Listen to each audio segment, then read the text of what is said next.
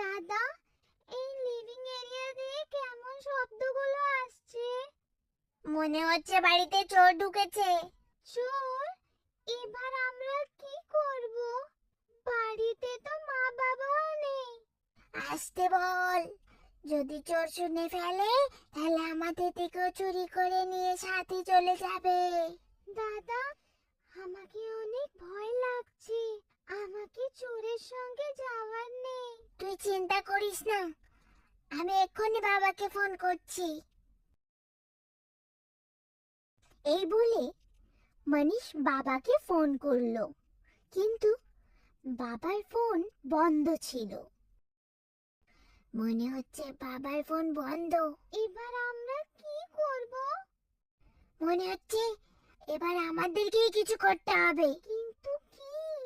আমি কিছু একটা ভাবছি। এই বলে মনীষ ভাবতে শুরু করলো। তারপর কিছুক্ষণ ভাবার পর ও বলল, এবার আমাদেরকে কিছু একটা করে এই চোরগুলোকে বাড়ি থেকে তাড়াতে হবে। কিন্তু কেমনি? যদি আমরা এদের বিশ্বাস করিয়ে দিই যে